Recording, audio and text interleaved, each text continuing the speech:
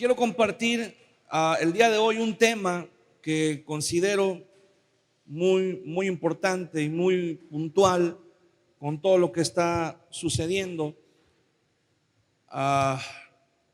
Hay un pastor español muy conocido, es un escritor, es una persona que Dios lo usa de una manera muy fuerte. Es uno de mis escritores favoritos, se llama César Vidal. Él ha escrito muchos libros, él es maestro en teología, en historia, en leyes, en filosofía. Es un hombre muy preparado y es una de las voces más importantes que se han levantado, no solamente en Europa, sino en todo el mundo, en contra de lo que hemos estado escuchando durante tal vez los últimos meses de una manera cada vez más marcada, que se llama la ideología de género. La ideología de género es una corriente de pensamiento que viene a tratar de imponer algunas situaciones que van totalmente en contra de lo que la palabra de Dios nos enseña, y tenemos que estar atentos porque la mayoría de los movimientos que se están haciendo de manera muy discreta, se están haciendo, como decimos comúnmente, por abajo del agua, por abajo de la mesa, pero sin duda alguna sabemos que se está preparando el escenario, se está preparando el terreno para que no mucho tiempo adelante, en el futuro, se puedan estar planteando situaciones en las que vamos a ver reflejado lo que el Señor nos dijo en su palabra que iba a suceder en los últimos tiempos, y que a veces lo vemos muy lejano. A veces creemos que eso va a pasar dentro de 100 años o no sé, pero está sucediendo en nuestros días y tenemos que estar atentos, ¿verdad? Tenemos que estar listos. Y bueno, este hermano ha estado trabajando con una serie de conferencias muy amplias, pero he tratado de resumir lo más posible sin perder de vista los puntos más importantes. Y bueno, Dios puso en mi corazón compartir este tema el día de hoy, y es necesario, ¿verdad? Sé que va a ser de mucha bendición y además es necesario compartirlo. Es necesario alzar la voz para que la gente sepa que la palabra de Dios se cumple. Amén. En Hebreos capítulo 11 se nos dice algo muy importante. Hebreos capítulo 11, usted sabe que es un capítulo que habla acerca de la fe. Desde el principio hasta el final, el capítulo 11 del libro de Hebreos habla acerca de la fe y todo lo que la fe produce o produjo en algunos personajes antiguos, y todo lo que la fe puede también hacer en nuestras vidas. Y en el versículo 7, Hebreos 11:7 dice: por la fe Noé, cuando fue advertido por Dios acerca de cosas que aún no se veían, con temor preparó el arca en que su casa se salvase. Y por esa fe condenó al mundo y fue hecho heredero de la justicia que viene por la fe. Amén. Cierre sus ojos conmigo un momento, vamos a orar. Padre, te damos gracias en esta tarde porque eres bueno.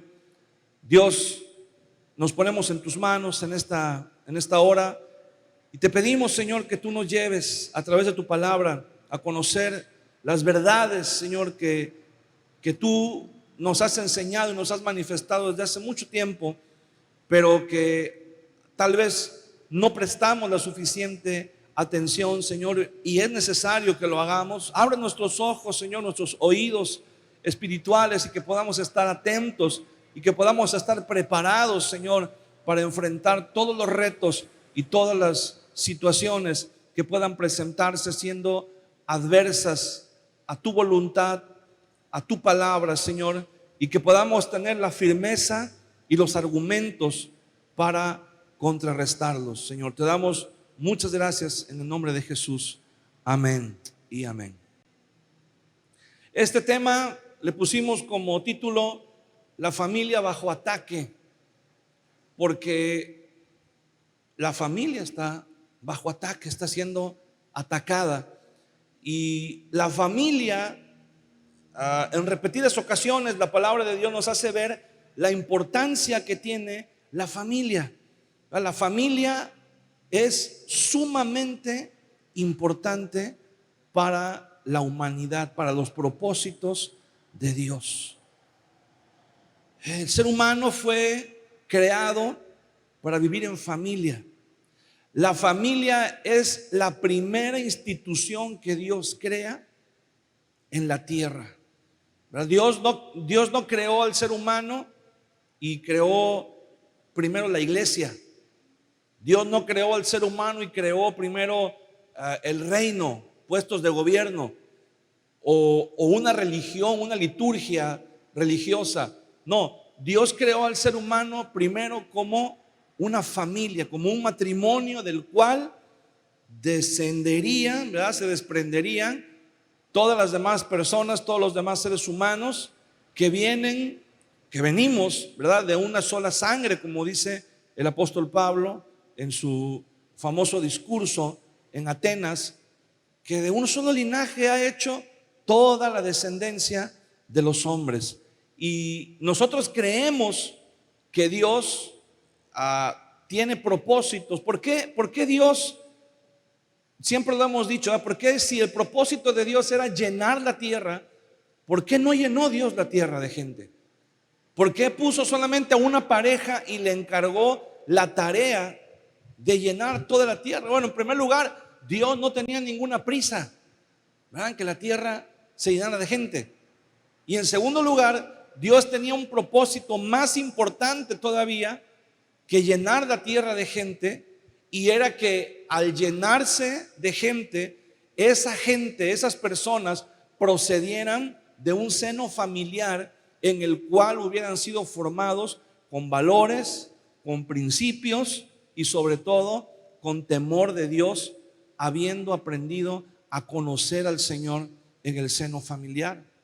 Podemos ver la importancia de la familia porque es la primera institución que Dios crea. En Génesis capítulo 2, versículo 24 dice: por tanto, dejará el hombre a su padre y a su madre y se unirá a su mujer y serán una sola carne. En este versículo el Señor no está diciendo que al casarse el hombre se desentienda de sus padres. Lo que este versículo quiere decir es que al casarse el hombre, el ser humano, se desprende de una familia y forma otra familia. Eso es lo que está diciendo el Señor en su palabra. Dejará el hombre, por tanto, a su padre y a su madre y se unirá a su mujer y serán una sola carne. O sea, venimos de una familia y formamos otra familia. ¿Cómo vamos nosotros a aprender a tener una buena dinámica familiar? Bueno, eso depende, ¿verdad?, de la familia de la cual venimos. Hay cosas que aprendemos no porque papá y mamá nos enseñan y nos digan: mira, hijo, las cosas son así, así. Hay algunos aspectos, ¿verdad?, que tienen que ser así explicados a detalle, pero hay partes de la formación de un ser humano que se dan simplemente con la convivencia. Simplemente se imparten, no se enseñan, se absorben, ¿verdad? El niño o la niña va a absorber la personalidad de sus padres, va a aprender de ellos, no porque le pongan a hacer una plana o no porque se lo escriban en un pizarrón, sino porque él los ve, ella los ve, los escucha, está absorbiendo, se está alimentando emocionalmente, intelectualmente. Los padres nos estamos replicando en nuestros hijos. y nuestros hijos van a ser en sus propias familias, en sus propios hogares, una réplica de nosotros. La dinámica que aprendan nuestros hijos en nuestro hogar es la dinámica que ellos van a tener en su hogar.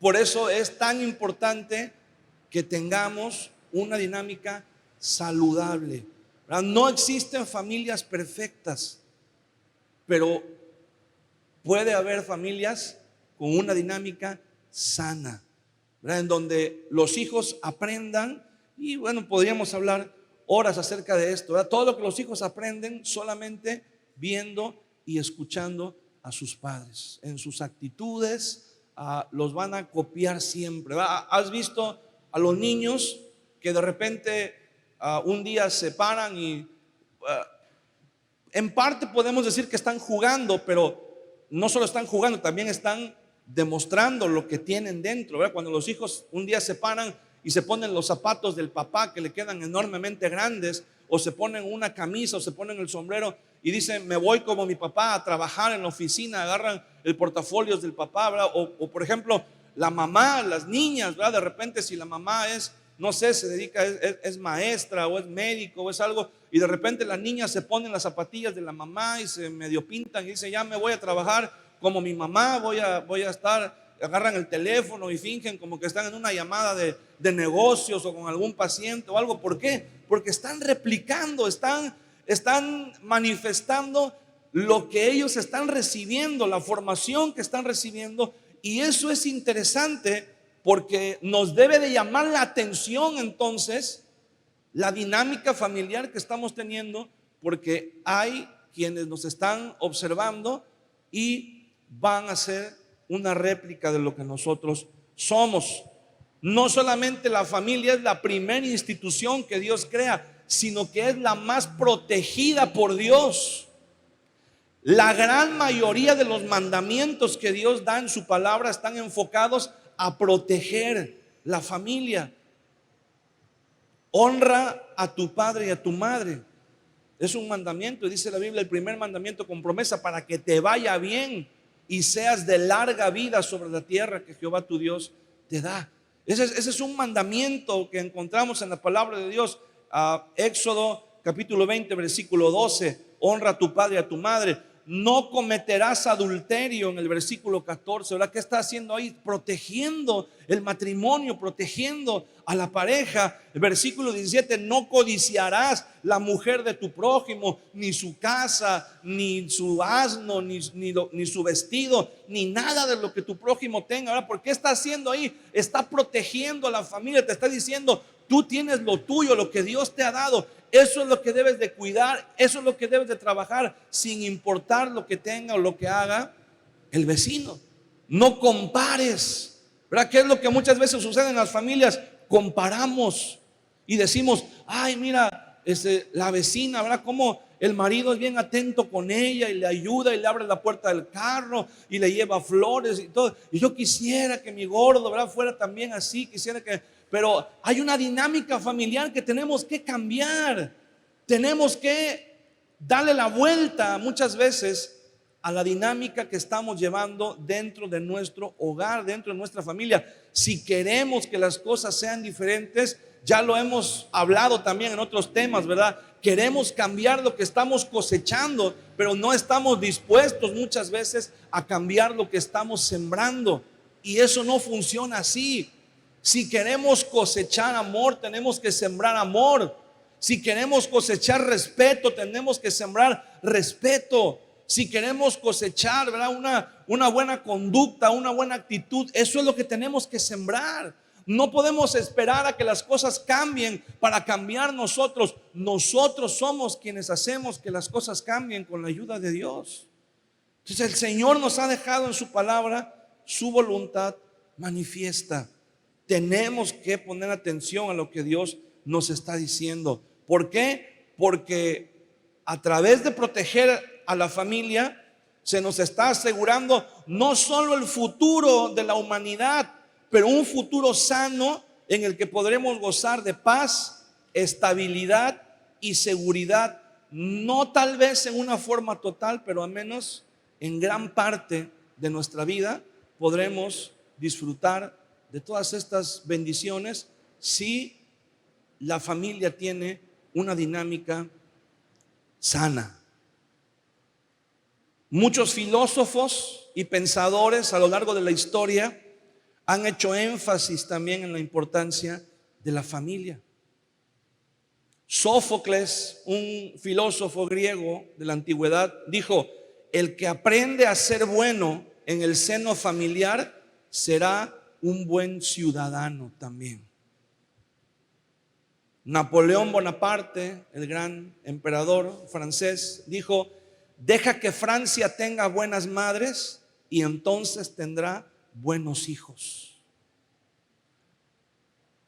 Juan Pablo II era el papa al que todo el mundo quiso y quieren, y hasta lo han hecho santo y no sé cuántas cosas más. Bueno, en su faceta de filósofo, él dijo: como va la familia, así va la nación y así va el mundo en el que todos vivimos. Diferentes enfoques, diferentes maneras de pensar, diferentes credos, si así lo queremos ver, pero el pensamiento es el mismo. La familia es lo más importante. Bueno, pues la familia podemos ver, ¿verdad?, que está bajo ataque, porque una vez, todos aprendimos desde la escuela que la familia es el núcleo principal de la sociedad. ¿Quieres destruir a la sociedad? ¿Quieres debilitar a la sociedad? Entonces debilita a las familias, corrompe a las familias, destruye a las familias, y entonces tendremos una sociedad muy fácil de doblegar, de manipular y de controlar. ¿Y qué es por qué están sucediendo estas cosas? Bueno, porque hay un grupo de personas que anhelan el poder y el control más que cualquier otra cosa, y su agenda está programada para manipular y controlar no solamente a un país, pero al mundo entero. Todos hemos oído hablar de la globalización.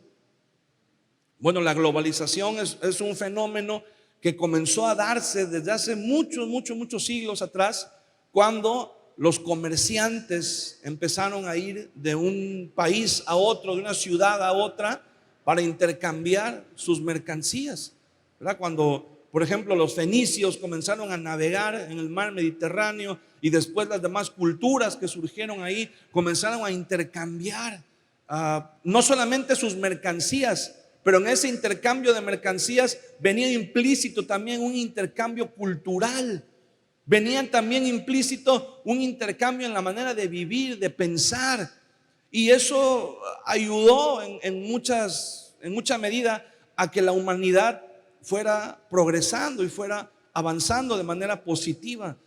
Empezamos a conocer muchas cosas cuando las naciones comenzaron a hacer tratados comerciales, comenzaron a hacerse socios comerciales. Bueno, hace 20 o 30 años atrás había cosas que se fabricaban, por ejemplo, en Japón o en Alemania o en algún otro país del otro lado del mundo, que era muy difícil tenerlas. Usted se acordará, ¿verdad?, que de repente solamente algún vecino o algún familiar que viajaba, no sé, a España o a algún otro lugar, y de repente venía y traía un aparato que aquí nadie conocía, y que de repente todo el mundo era la maravilla, ¿verdad? Era venir y maravillarse con lo que, oye, ¿y eso qué? ¿De dónde lo trajiste? Parecía como si fuera tecnología extraterrestre, ¿no? Cuando de repente decían, es que el tío fulano de tal viajó a tal lugar y trajo una videocasetera, y puedes ver videos, ¿verdad? O fulano de tal viajó a tal país y trajo una cámara, ¿verdad?, una cámara que toma fotos y que graba videos y que esto, y de repente uno se maravillaba y uno decía, wow, pensé que eso solamente en las películas de ciencia ficción, ¿verdad? Pero de repente, con el paso del tiempo, con el paso de los años, el día de hoy usted puede comprar, ¿verdad? ¿Cómo son las aplicaciones de compra de internet? Usted puede ver un producto que se anuncia, que lo venden en Rusia o en Palestina o en Taiwán y usted dice, lo quiero. Y usted lo puede comprar y se lo envían por paquetería. Esa es la parte de la globalización que nos ha beneficiado a la humanidad. Pero hay una agenda globalista también que pretende que ahora que el mundo ya es más pequeño, también por las comunicaciones, ¿verdad? Antes sucedían cosas en otros países o en otras ciudades, incluso aquí dentro de México, y a veces uno ni se enteraba. A veces pasaba la vida sin enterarte qué había pasado a unos cuantos kilómetros del lugar donde vivías. Pero ahora, ¿qué sucede? Basta con que alguien tenga un celular con internet y tome una foto y la haga viral en todo el mundo. ¿Verdad? Por eso ahora todo el mundo dice, ¿verdad? Cuando va a salir de su casa, toda la gente dice, se revisa, dice, pues voy a ver que tenga yo los zapatos bien, o esto bien, o voy a cuidarme cómo ando. No vaya a ser que alguien me tome una foto y me haga un meme, ¿verdad? Y lo suba a internet, y ahora resulta que me hago famoso. Y hay gente, hermano, que está viendo estos fenómenos y que dice, ahora que el mundo es más pequeño, ahora que el mundo está más unido, podemos aprovechar porque es más fácil de controlar, es más fácil de influenciar y es más fácil de manipular. Entonces, tenemos que estar atentos. En 1966, un investigador llamado James Coleman de la Universidad Johns Hopkins en Estados Unidos realizó un estudio. Él y un equipo de investigadores realizaron un estudio, realizaron una investigación. Entrevistaron a más de 500,000 de estudiantes, más de 600,000 estudiantes, y a más de 6,000 docentes, esto por supuesto en Estados Unidos, en más de 4,000 escuelas, y entregaron un reporte que se llamaba, era un estudio sobre la igualdad de oportunidades en la educación, pero se le conoce mejor por su nombre, el informe Coleman, así se llama. Está en internet, usted lo puede buscar, usted pone ahí, lo puede googlear, ¿verdad? El informe Coleman, se escribe Coleman, como las hieleras, como los termos, el informe Coleman. Y eso, ¿en qué consiste, verdad? Era un informe que era más de 700 hojas que fueron entregados al Congreso en Estados Unidos cuando Lyndon Johnson era presidente, cuando estaba la problemática de la segregación racial en las escuelas, cuando la gente, todo aquel que no era blanco, no era bien visto que fuera a la escuela, no tenían derecho a ir a la escuela, pero aún así algunos iban y eran muy discriminados, eran muy mal vistos, ¿verdad? Estaban en plena guerra de Vietnam, donde la situación también estaba muy tensa. Estaban en plena época, ¿verdad?, de las protestas, de las manifestaciones de estudiantes en los 60s, del movimiento hippie. Todo eso estaba ahí mezclado en ese ambiente. Y este hombre entrega su informe porque el gobierno estaba preocupado por el poco aprovechamiento escolar, el bajo rendimiento escolar de sectores muy grandes de la población estudiantil.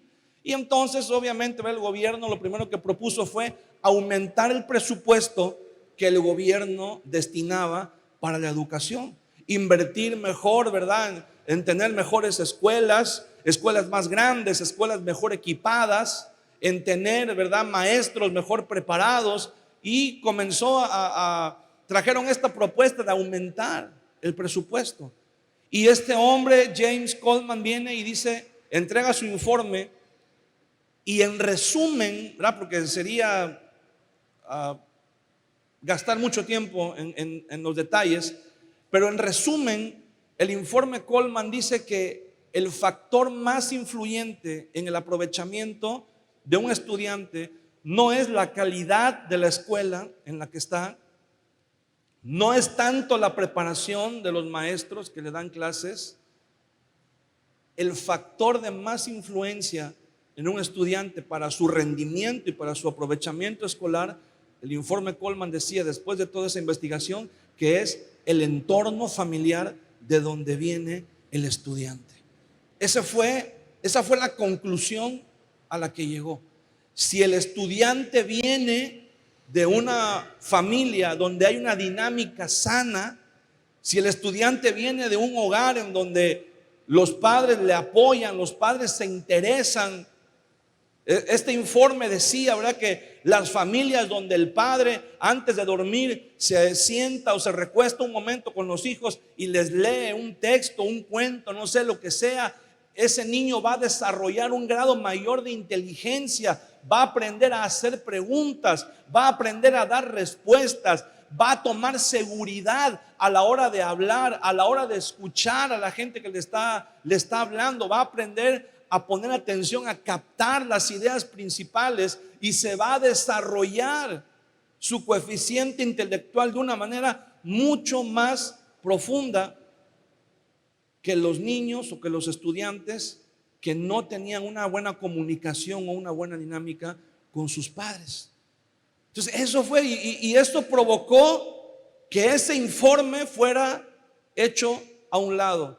¿Verdad? ¿Qué dijeron los senadores? ¿Qué dijo el Senado? ¿Qué dijo el presidente? No, eso está equivocado. Lo que hay que hacer es destinar más presupuesto a la educación, invertir más dinero en la educación y en programas para que los estudiantes no desertaran en la escuela, para que no se fueran a las drogas y muchas cosas más que no les funcionaron durante mucho tiempo porque el problema no estaba allí. El problema, ellos se dieron cuenta porque el principal problema era que los estudiantes que pertenecían al grupo racial, que eran blancos, tenían mejor aprovechamiento y todos los demás tenían un rendimiento escolar muy bajo. Y el resultado fue que los padres de los niños que eran blancos tenían trabajos más estables, tenían una situación socioeconómica más estable y entonces tenían tiempo y tenían la oportunidad de pasar más tiempo con sus hijos. Y las comunidades latinas, las comunidades afroamericanas, las comunidades que venían de otros grupos étnicos no tenían las mismas oportunidades, entonces tenían que trabajar 2 o 3 turnos al día y no tenían tiempo para estar con sus hijos. Y eso se veía reflejado en su calidad de aprovechamiento escolar. Cuando le preguntaron al presidente y le dijeron cuál es el resultado del informe, él respondió así como de una manera como despectiva y burlándose, dijo: según este hombre, todo se trata de la familia, todo tiene que ver con la familia. Pero es verdad, es una gran verdad. La familia es el núcleo más importante y es el factor más influyente en la vida de los seres humanos, de los estudiantes. Y el día de hoy la familia está siendo atacada. Y está siendo atacada principalmente en 3 frentes que quiero compartir el día de hoy para que veamos nosotros y nos demos cuenta todo lo que está pasando. En primer lugar, la familia está bajo ataque en el sistema educativo. Tanto el material como el enfoque de los centros educativos, de los programas educativos, desde el kinder, desde el jardín de niños, se va a estar enfocando en sembrar el pensamiento en los niños de que las ideas que plantea la ideología de género son completamente normales. Todo esto está pasando ya en el mundo. Todo esto está pasando a nuestro alrededor. En algunos países, ¿verdad?, que se consideran de primer mundo, esto ya es un hecho, una realidad. A veces nosotros venimos recibiendo las cosas ya un poquito más atrasadas. Yo recuerdo hace 20 años, ya lo que pasaba en España, lo veíamos y decíamos, pero eso sucede allá en España. Pero a la vuelta de unos 10 años, ya estaba pasando aquí. Bueno, el día de hoy no hay que esperar 10 años. El día de hoy lo que pasa allá se ve reflejado aquí apenas en meses.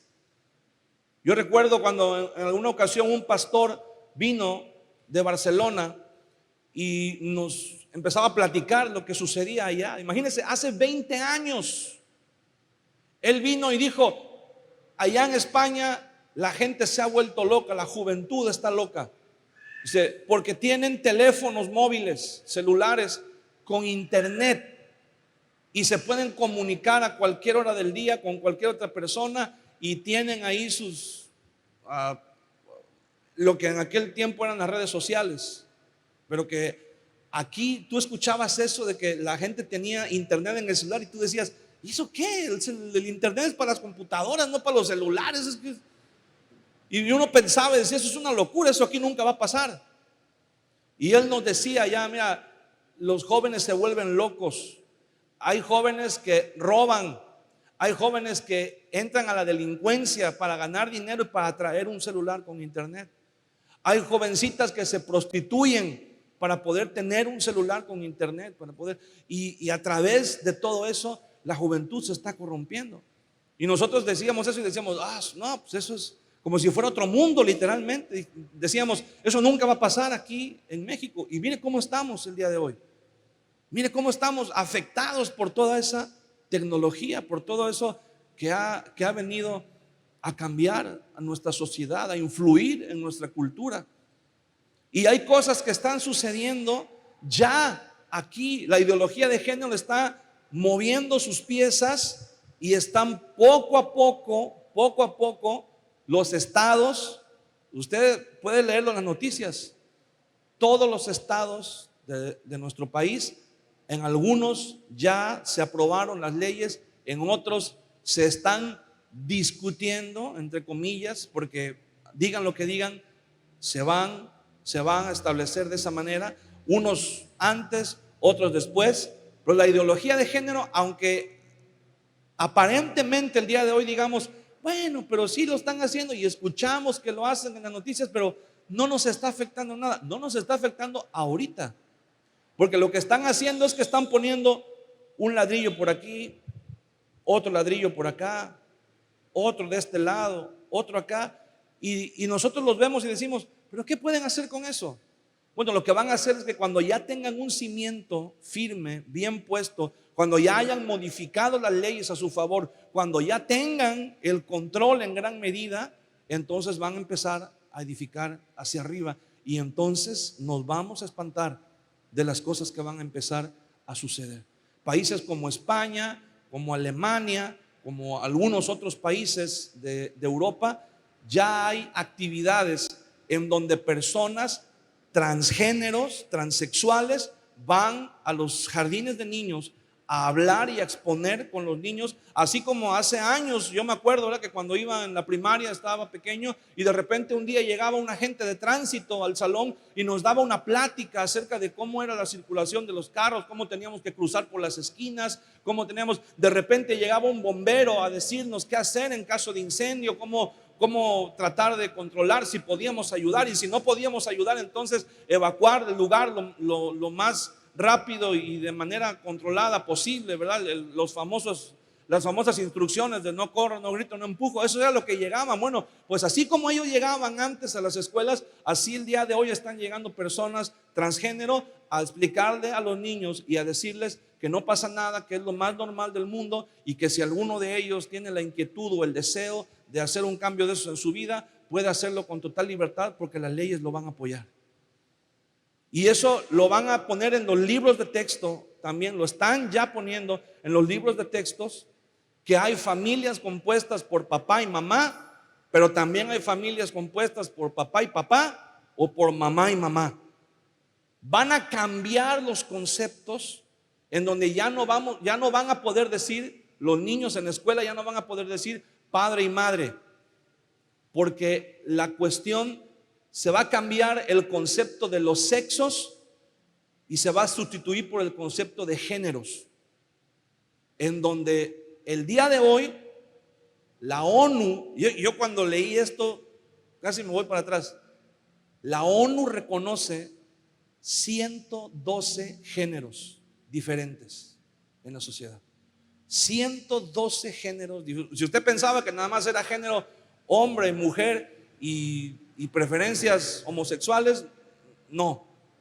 Hay 112 géneros y usted ve que cada vez, ahora lo han sintetizado, pero cuando comenzó era la liga LGTB, después la aumentaron y eran 3 T's, después lo aumentaron y era LGTB, ahora ya hacen falta letras para todo lo que quieren representar a través de esos términos. Y los libros de texto van a enseñar eso. Ya no vas a poder llamar padre y madre en la familia, ahora vas a llamar padre número 1 y padre número 2, o sujeto número 1 y sujeto número 2, porque van a eliminar los conceptos del sexo y los van a cambiar por género. Entonces, todo eso, nuestros hijos van a estar expuestos en la escuela. Ahora, ¿qué les estamos enseñando a nuestros hijos en nuestra casa, en nuestro hogar, para contrarrestar todo eso? ¿Qué le estamos enseñando a nuestros hijos respecto a la palabra de Dios, a la iglesia? Ya no podemos esperar a que los maestros de la escuelita de los domingos se hagan cargo, porque no se puede. No se va a poder hacer contrapeso por 30 o 40 minutos a la semana que vienen a una clase bíblica contra todas las horas que están en la semana en la escuela recibiendo esa información. Entonces, tenemos que darnos cuenta que en la educación va a llegar el momento que los maestros en las escuelas van a tomar el control. Esto lo vamos a ver ahorita en otro punto, ya no me quiero adelantar. Pero van a tomar cierto control incluso sobre la vida de nuestros hijos. ¿Por qué? Porque ahora están diciendo, si el niño, si el estudiante que está en la escuela de repente siente atracción por otra persona de su mismo sexo, entonces, y todavía peor, ¿verdad? Si los padres en su casa no lo apoyan, entonces la escuela lo va a apoyar, el gobierno lo va a apoyar. Y el gobierno le va a decir, adelante. Pero como no es cuestión de sexos, sino de géneros, la palabra género deja abierto mucho campo y mucho espacio en donde una persona, un niño, no solamente lo van a apoyar si se enamora de alguien de su mismo sexo, sino lo van a apoyar incluso si el niño tiene 8 o 9 años y se enamora de una persona que tiene 40 años de edad, también lo van a apoyar. Ese es todo el campo abierto que deja la ideología de género. Y la escuela es el principal punto en donde toda esta información se le va a entregar a nuestros hijos. La palabra de Dios dice en Mateo capítulo 18, versículo 6: y cualquiera que haga tropezar a uno de estos pequeños que creen en mí, mejor le fuera si se le atara una piedra de molino de asno en el cuello y se le lanzara en lo más profundo del mar.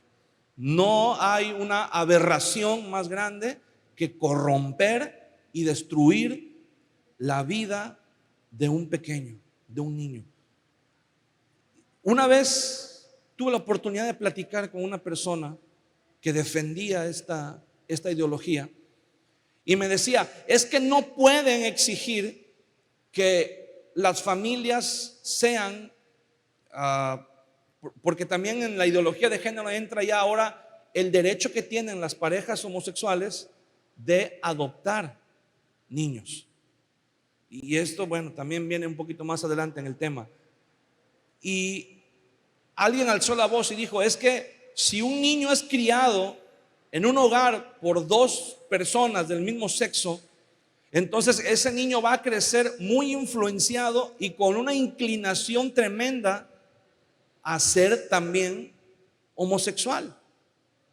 No va a tener oportunidad de desarrollarse como una persona heterosexual si así lo quisiera.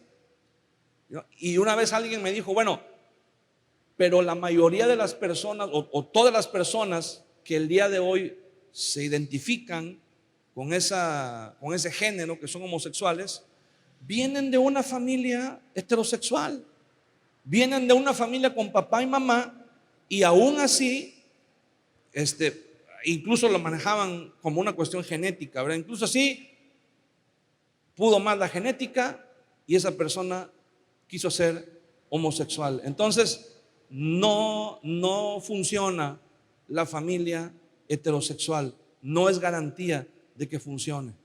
Y bueno, pues si seguimos esa lógica, ¿verdad? Hay familias heterosexuales que fallan. Bueno, también hay aviones que se han caído y la gente sigue viajando en avión hasta el día de hoy. No podemos someterlo simplemente a esa lógica porque alguien falló, porque alguien no hizo bien, porque alguien no hizo lo que tenía que hacer con sus hijos, una familia disfuncional, una familia que causó daño, que dejó. Sí, existe desafortunadamente, pero eso es precisamente lo que estamos tratando de modificar, lo que estamos tratando de cambiar.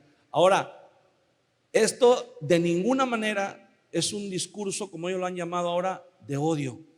No tenemos nada personal en contra de las personas que se identifiquen con alguna de estas situaciones, pero es algo que tenemos que hablar a la luz de la palabra de Dios, porque no podemos quedarnos callados.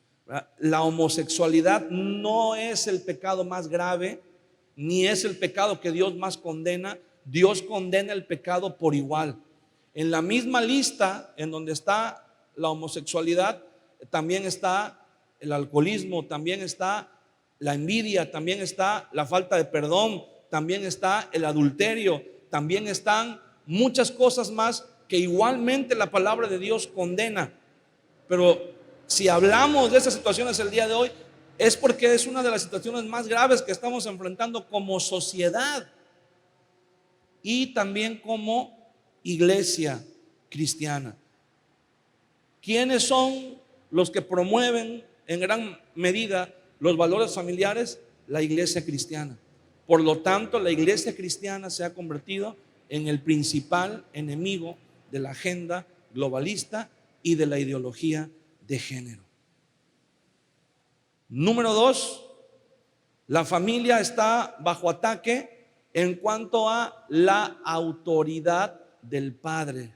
La autoridad de los padres en general, pero específicamente la autoridad del padre, del varón, del papá.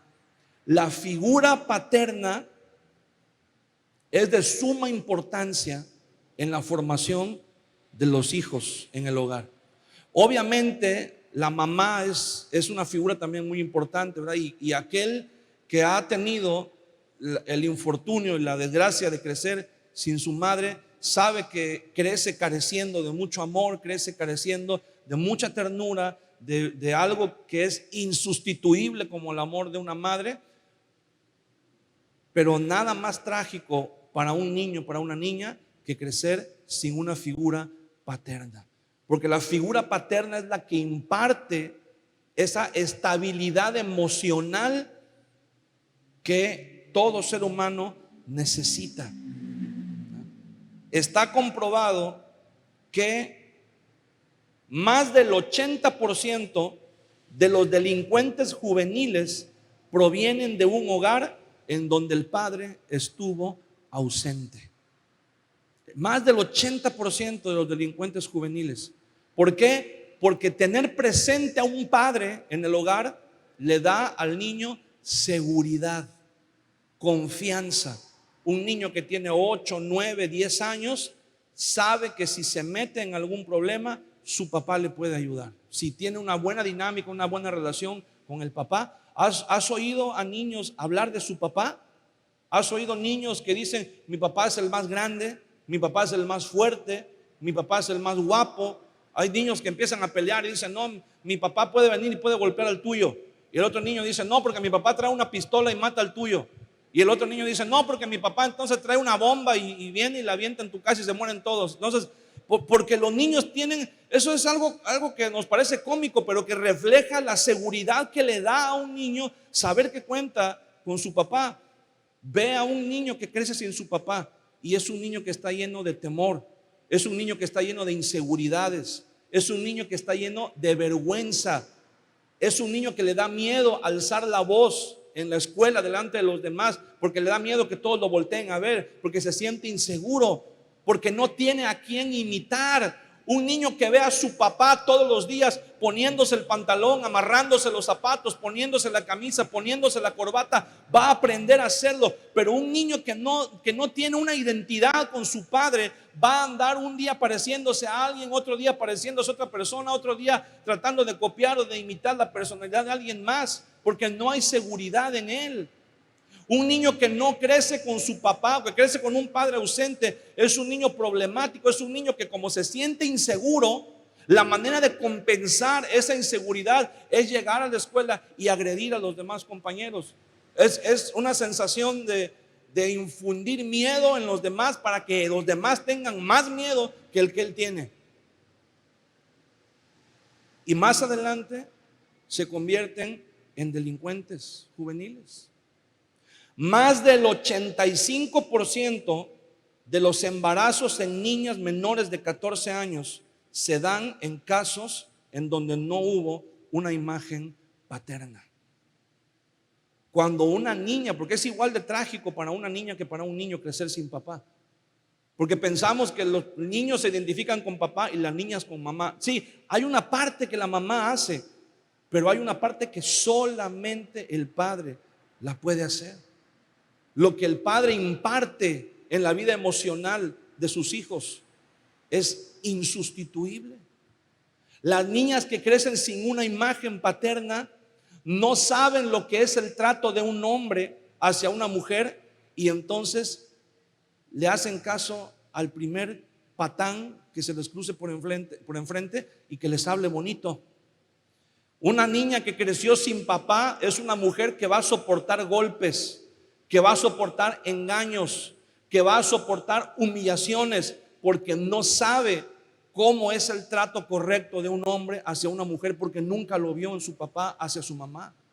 Una niña que crece viendo cómo su padre trata bien a su mamá, es una niña que no se va a dejar maltratar por nadie. Es una niña que a la primera que su novio o que su amigo quiera pasarse de la raya, como decimos, siempre le va a poner un alto y le va a decir: hey, cálmate, porque así no son las cosas, porque mi papá me ha enseñado, porque mi papá me ha puesto el ejemplo cómo se debe tratar a una mujer, y no se conforman con menos que eso. Pero cuando no es así, siempre la autoestima va a tender hacia la baja, a bajar, y entonces serán mujeres que son capaces de soportar cualquier cosa por unas migajas de amor. Mujeres que son maltratadas, mujeres que son golpeadas, no solamente en lo físico, pero en lo emocional, y que dicen: pero él va a cambiar, pero es que él en el fondo me quiere, pero es que él en el fondo me dijo el otro día, hace 3 meses me dijo que me quería, y por migajas, por esas migajas de amor.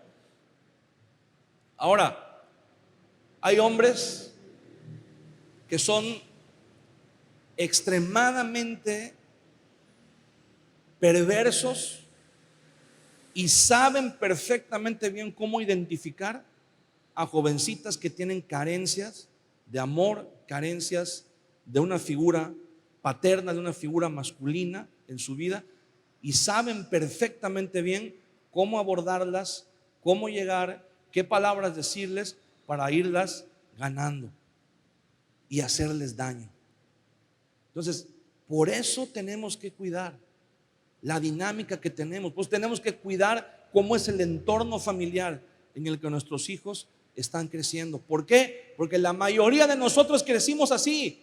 La mayoría de nosotros venimos de familias disfuncionales, en donde por la misericordia de Dios estamos aquí, salimos vivos, salimos adelante, porque Dios nos guardó. Pero la mayoría de nosotros crecimos con todas estas carencias. La mayoría de nosotros crecimos, ahora sí que a la buena de Dios. Pero esto puede cambiar para nuestros hijos, puede cambiar para nuestros nietos, puede cambiar para futuras generaciones que no tengan que vivir o que no tengan que pasar por las mismas situaciones que nosotros hemos pasado. Los medios de comunicación están incluidos en esta agenda globalista. Todo el entretenimiento que nosotros tenemos, que llega hasta nosotros por medio de la televisión, por medio del cine, por medio de la radio, por medio de la internet, todo el entretenimiento que llega hasta nosotros viene de 5 empresas mundiales, nada más, 5. Si usted se dio cuenta hace un tiempo atrás, hace unos años atrás, de repente empezamos a ver las noticias que la empresa, la compañía Disney, empezó a comprar a todas las demás compañías más pequeñas o que estaban viniendo a menos, y comenzó Disney a comprar los derechos de todos. Comenzó a comprar Fox, compró a Sony, compró a Marvel, compró a Lucasfilm, compró a casi todas las cadenas de entretenimiento. Y ahora Disney decide el contenido del 95% de las cosas que nuestros hijos ven en televisión. Y entonces ellos controlan la influencia de esa manera hacia nuestros hijos. Desde hace algunos años a la fecha, las series de televisión que vemos, en donde está compuesta por una familia, tiene 3 características principales. La número 1 es que la madre, la mamá, es una mujer buena, pero histérica y controladora y manipuladora. Es buena, pero es histérica. Número 2, el padre de familia es un tonto, por decirlo menos, porque no podemos decir palabrotas, ¿verdad? Pero es un tonto, un fracasado, un mediocre que tiene un trabajo mediocre en donde todo el mundo lo humilla, todo el mundo le grita, todo el mundo lo sobaja, y todo lo que hace y todo lo que planea siempre le sale mal y siempre termina siendo el ridículo. Y número 3, la tercera característica es que los hijos terminan siendo los más inteligentes y los que resuelven todos los problemas que se presentan. Un ejemplo en la televisión americana, en la televisión gringa, una serie que se volvió famosa en todo el mundo que se llama Malcolm el de en medio, en donde tiene estas características. El papá es un tonto al que todo le sale mal, al que ni siquiera sabemos cómo es que se puede mantener en el trabajo que tiene, pero de alguna manera se mantiene. Es un trabajo mediocre, y en donde la mamá es una histérica que todo el tiempo está gritando, que todo el tiempo está alterada, y en donde los hijos son las personas más inteligentes, que siempre se salen con la suya, que siempre tienen el control y que siempre todo les sale bien. Son unos vivales los hijos. ¿Quiere un ejemplo de la televisión mexicana? La famosísima Familia Peluche. Las mismas características. El papá es un tonto, un mediocre que quién sabe cómo sobrevive y mantiene el trabajo que tiene. La mamá es una histérica, controladora, oportunista, y los hijos son los que siempre terminan resolviendo los problemas, porque los hijos son los más brillantes. Toda esta influencia, y por decir solamente 2 ejemplos, pero toda esta influencia la están recibiendo las familias. ¿Qué están aprendiendo nuestros hijos cuando ven eso? Mi papá es un tonto, es un inútil, es un aburrido, es un fracasado. Mi mamá está loca. Aquí yo soy el que tengo que ver aquí qué va a pasar, qué vamos a hacer. Y entonces están dañando la imagen paterna. A mediados de la década de los 90 se hizo una encuesta en las escuelas, en los niños de alrededor de 10 años de edad, y se les preguntaba con qué personaje ellos identificaban a su papá.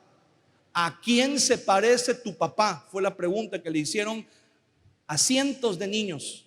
¿Y sabe cuál fue? Ahora sí, como en 100 mexicanos dijeron, ¿sabe cuál fue la respuesta número 1 que los niños dieron? La gran mayoría de los niños contestó: mi papá es Homero Simpson. La gran mayoría de los niños dijo eso: mi papá es Homero Simpson. otro personaje, otra serie que tiene las mismas características, en donde el papá es alguien total y absolutamente cómico, alguien que lleva una vida mediocre, una vida gris, en donde todo mundo lo ridiculiza, todo mundo se aprovecha de él y quién sabe cómo le hace, pero de alguna manera sobrevive. Pero los hijos son los más listos, y la esposa también, bien histérica, pero los hijos siempre son los más inteligentes, los más listos, los que siempre se salen con la suya. Entonces, toda esa influencia de los medios de comunicación viene a denigrar y a socavar la imagen del padre de familia, en donde el día de hoy los niños, a la conclusión que llegan, dicen: mi papá no sabe nada, sus consejos, por lo tanto, no me sirven. A veces demasiado tarde nos venimos a dar cuenta y decimos: qué razón tenía el viejo, ¿verdad? El poeta inglés Mark Twain, un famoso escritor, él dijo una frase muy famosa. Él dijo: cuando yo tenía 14 años, mi padre era tan ignorante que apenas yo podía soportar tener una plática con él. Pero cuando cumplí 21 años y regresé a la casa después de la universidad, dice, me sorprendió lo mucho que mi padre había aprendido en esos 7 años.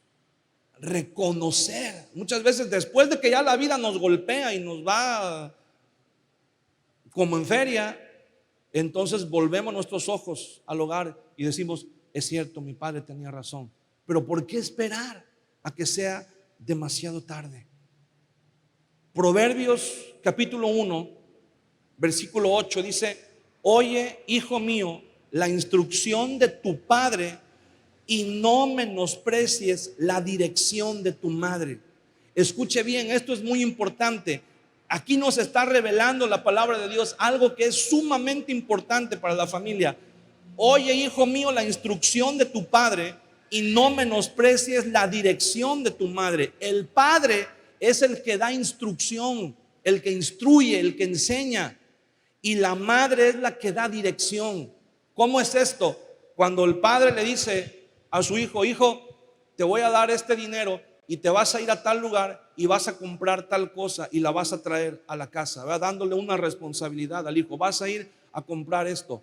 Él le está dando la instrucción, pero después viene la madre y le dice: hijo, no te vayas por esta calle porque es peligroso, mejor date la vuelta y camina por acá. Esa es la dirección que da la madre, complementando la instrucción que ya el padre le dio. ¿Sí me explico? El padre es el que instruye, el que da el conocimiento, el que te dice qué es lo que tienes que hacer, pero la madre es la que siempre te va a decir con el corazón, la que te va a decir cómo va a ser la mejor manera de que tú lo hagas, la manera en que vas a obtener los mejores resultados.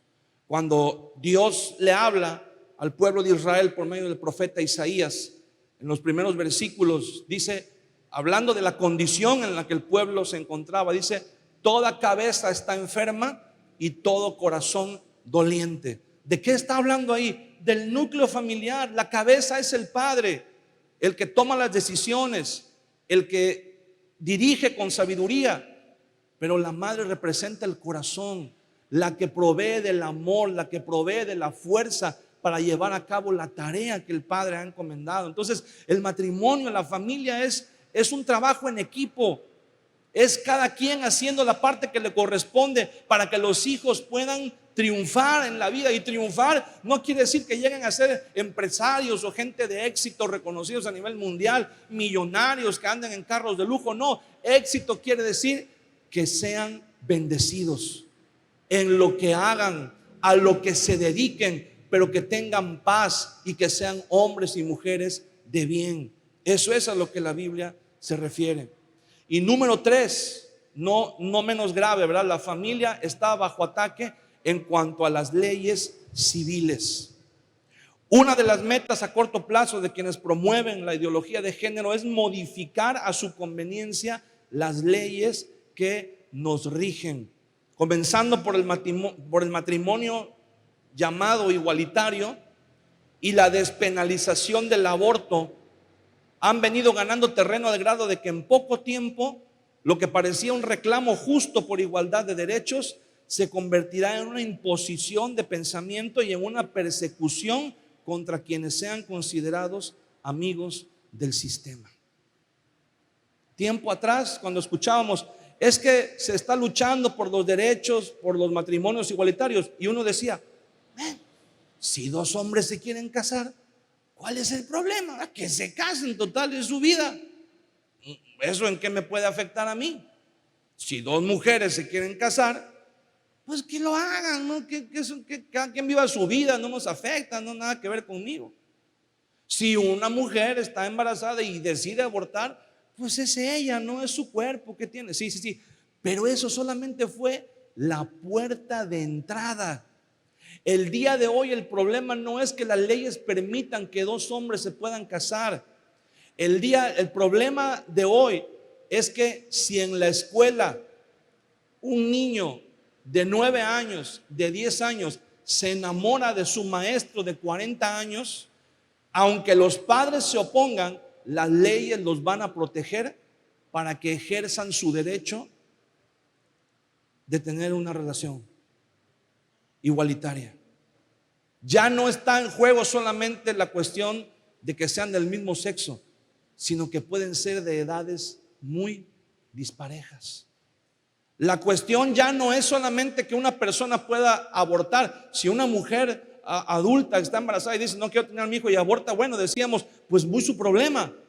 Pero el problema es que ahora, si una niña de 13 años, de 12 años, en su escuela manifiesta que tiene el deseo, que salió embarazada y que tiene el deseo de abortar, ni siquiera ella va a tener el derecho de que sus padres, ya no digamos autoricen, ni siquiera se enteren hasta que les avisen que la vayan a recoger a una clínica porque se le practicó un aborto. ¿Se puede imaginar eso? Que el Estado y las leyes tengan el control sobre la vida de nuestros hijos. Para llevarlos a un museo te hacen firmar como 10 hojas de responsivas, donde deslindas a la escuela y a las autoridades de cualquier responsabilidad de todo lo que pase y esto y lo otro. Pero si una niña dice que quiere abortar y que tiene miedo porque si sus papás se enteran que está embarazada, la van a obligar a tener a su hijo, entonces las leyes dicen, no, hija, tú tienes derecho a hacer lo que tú quieras porque es tu cuerpo y tú puedes tomar la decisión que tú quieras, y si tú quieres, tus padres ni siquiera se tienen que enterar. Antes solamente era decir, bueno, si una persona quiere, es hombre, pero se dice que se identifica como mujer y se quiere vestir de mujer y salir a la calle, pues bueno, cada quien su vida. Pero el problema es que ahora, si un niño de 10 años de edad en la escuela manifiesta que él no quiere ser niño, que quiere ser niña, pero que sus padres no están de acuerdo, el gobierno les puede quitar la potestad a esos padres para traer a ese niño y someterlo a un tratamiento hormonal para que pueda cambiarse de sexo, porque es lo que él quiere y las leyes lo van a amparar, lo van a proteger. Entonces ese es el extremo al que se van a llevar las cosas. ¿Y quién es el principal opositor de todo esto? La iglesia, porque la iglesia vela por la salud de las familias. Y entonces, ¿sabes qué leyes están poniendo ahora? Algo que se llama protección contra la violencia de género. Ya no es violencia familiar, ya no es violencia como antes se manejaba el concepto, ahora todo es violencia de género. Porque si alguien en la calle golpea a otra persona, pues la policía viene y dice, a ver, te vamos a llevar porque golpeaste a alguien y eso no es normal, ¿va? Te dan una multa, te encierran tal vez, no sé, 72 horas y ahí estás y ya sales y puedes retomar tu vida normalmente. Pero si la persona a la que alguien agrede dice, me agredió por razones de mi género, entonces eso ya es algo muy, pero muy grave, que se busca castigar de manera ejemplar para que la sociedad sepa que no se va a tolerar la violencia de género. Y entonces tenemos que dentro de poco tiempo no vamos a poder, supuestamente no vamos a poder predicar que la homosexualidad es pecado y que si una persona homosexual se acerca a Dios, Dios puede cambiar su vida, igual que puede cambiar la vida de un adúltero, de un mentiroso, de un amargado, de un ladrón. Dios puede cambiar, pero bueno, los amargados, los mentirosos, los ladrones, eso bueno, no importa, les puedes llamar y les puedes decir como sea, pero cuidado y dices que un homosexual puede cambiar, porque eso le llaman ahora terapia de conversión, y eso se considera discurso de odio. Y entonces vamos a ver si les clausuramos la iglesia, y vamos a ver si metemos preso al pastor y a todos los que anden diciendo que los homosexuales tienen que arrepentirse y que Dios puede cambiar su vida. Y así pretenden hacer a un lado las voces que se oponen a toda esta locura que se llama la ideología de género. Ya no digamos en la libertad de expresión. Las leyes también están cambiando. En el año 2007, no sé si usted se acuerda, pero a principios del año 2007 hubo un movimiento que se llamaba, no recuerdo el nombre, pero surgió en España, en Madrid, en donde en las paradas de autobuses, ya voy a terminar, en las paradas de autobuses ponían una imagen en donde había 4 niños, siluetas. Usted sabe que eso es un lenguaje universal, incluso en los baños, cuando usted va y ve 2 puertas, la silueta que tiene en la cabeza así completamente redonda y que se ve como si tuviera pantalones, es el baño de hombres. Y la silueta que usted ve que tiene como si tuviera el cabello largo y usara falda, así un triángulo, usted sabe que ese es el baño de mujeres. Bueno, en estos anuncios que empezaron a pegar por toda la ciudad, en Madrid, había 4 siluetas en donde se intuía que 2 eran niñas y 2 eran niños, pero estaba de manera explícita, gráficamente estaba explícito que una de las 2 niñas tenía miembro masculino y uno de los 2 niños no lo tenía. O sea, uno sí tenía, el otro no tenía, y de las 2 niñas también una no tenía y la otra sí tenía un miembro sexual, un órgano reproductor masculino. Y entonces el anuncio en la parte de arriba decía: hay niñas que tienen órgano de niña y hay niñas que tienen órgano de niño. Y hay niños que tienen órgano de niño y hay niños que tienen órgano de niña. Eso es lo que decía la publicidad. Eso estaba por todo el país, en España. Y en el año 2007 surgió un movimiento, un colectivo, que en un autobús circularon por todo el país, y esto se replicó en muchos países. Aquí en Veracruz, en la ciudad de Veracruz, lo hicieron, pero no tuvo los medios de comunicación no lo propagaron mucho. Pero a mí me tocó verlo de manera personal en el bulevar, un autobús que estaba todo cubierto de color, me parece que era de un color como rosa, así muy fuerte, y tenía las siluetas de un niño y de una niña. Y arriba decía, con letras grandotas, decía: los niños tienen órgano de niño y las niñas tienen órgano de niña. Que no te engañen. Bueno, los que iniciaron ese movimiento, los líderes de ese movimiento, están en la cárcel hasta el día de hoy, y quedó prohibido en las leyes manifestarse en contra de la ideología, porque lo consideraron como una agresión, como un discurso de odio. Métase a internet y busque las organizaciones pro familia, una organización que está en Perú, en Lima, que se llama Con mis hijos no te metas, y toda la propaganda, toda la publicidad que ellos hacen, vea los comentarios que la gente pone.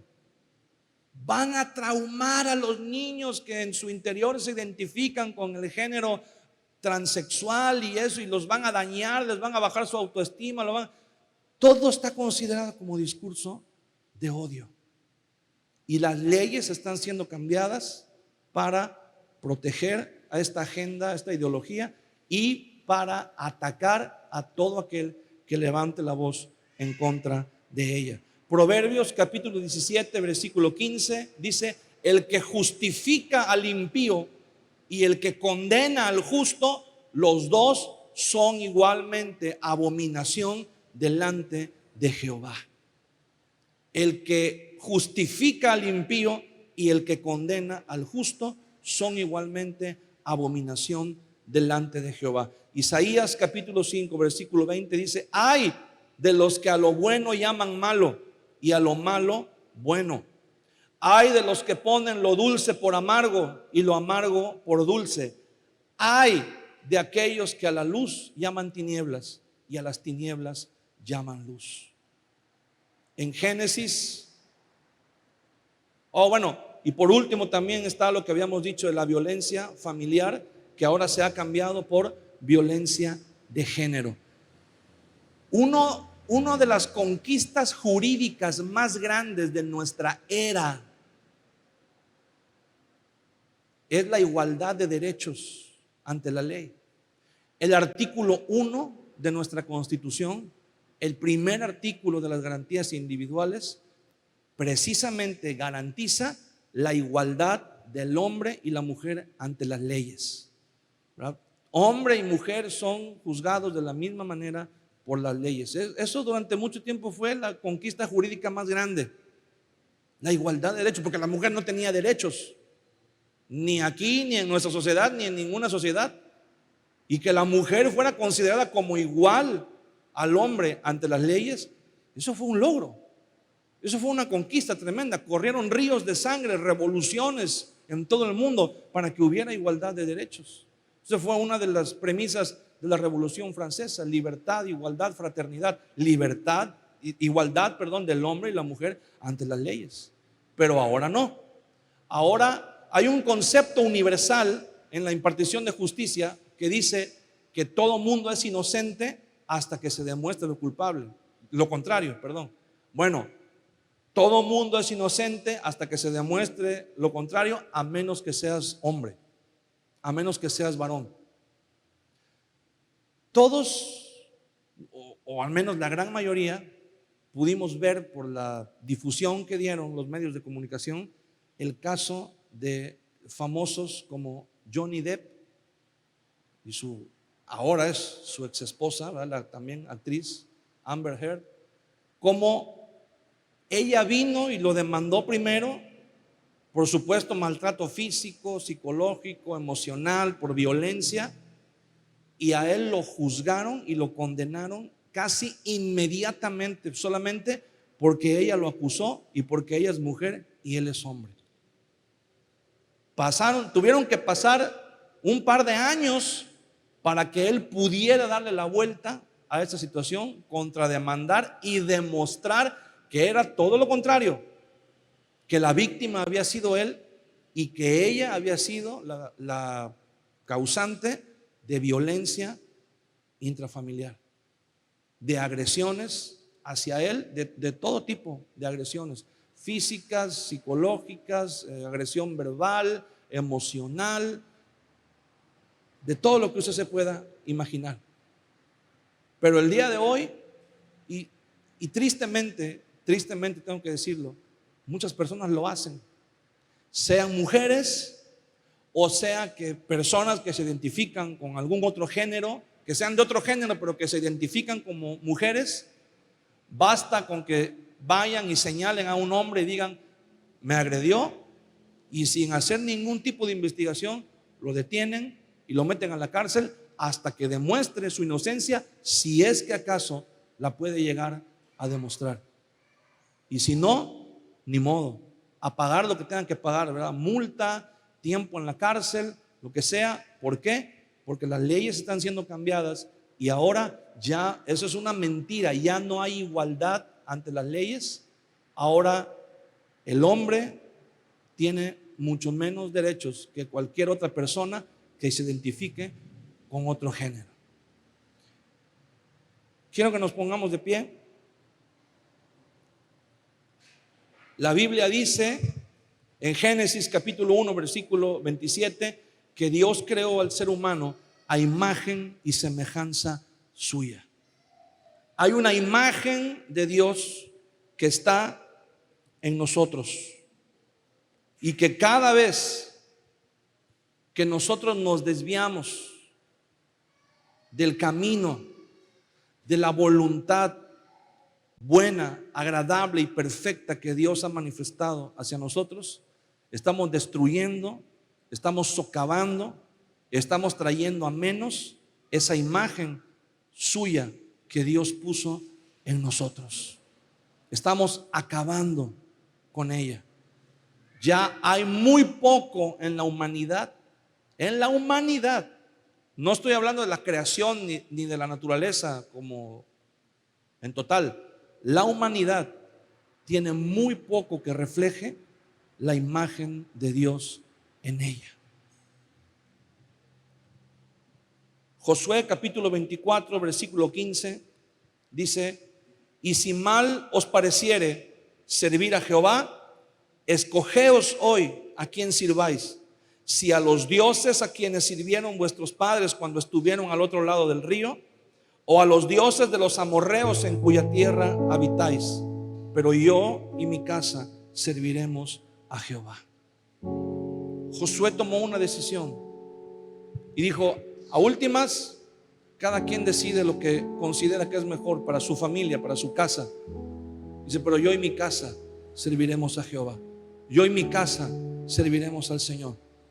Yo instruiré a mis hijos, a mis nietos, a mi familia en el camino del Señor.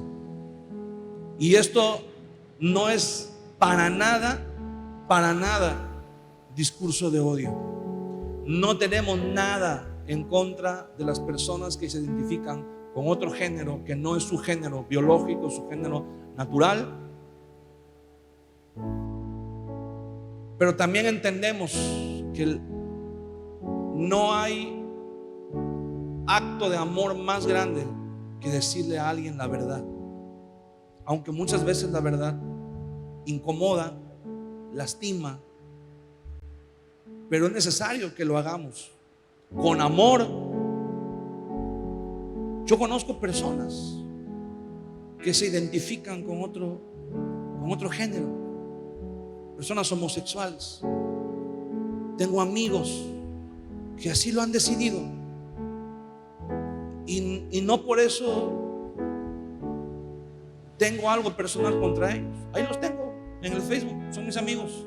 Me escriben, les escribo, nos saludamos. Hay amor hacia ellos, hay respeto hacia ellos. Pero no podemos estar de acuerdo. Y yo se los he dicho: yo te respeto, y eres un ser humano y eres creación de Dios, y es más, si en algo te puedo ayudar, puedes contar conmigo, pero nunca te voy a seguir la corriente. Nunca te voy a decir que lo que haces está bien. Al igual que te lo diría si tu problema fuera la mentira, si tu problema fuera el adulterio, si tu problema fuera la amargura. Igual te lo diría, igual te apoyaría, igual te apreciaría, pero igual te diría la verdad, que tienes que arrepentirte y buscar a Dios. Y que si verdaderamente te estás acercando a Dios, tiene que haber un cambio en tu vida.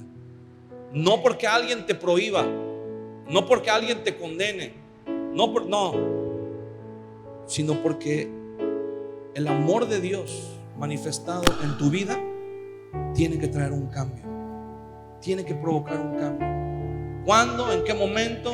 ¿Bajo qué circunstancias? No lo sé. El trato de Dios es personal para cada quien. Pero tenemos que saber y tenemos que entender que a la luz de la palabra de Dios, todo esto que está pasando tiene un trasfondo diabólico. Todo esto que está pasando tiene un trasfondo de las tinieblas que pretenden destruir la imagen de Dios en la humanidad, que pretenden destruir el propósito de Dios en cada uno de nosotros al destruir a las familias. Puedes cerrar tus ojos un momento delante de la presencia del Señor.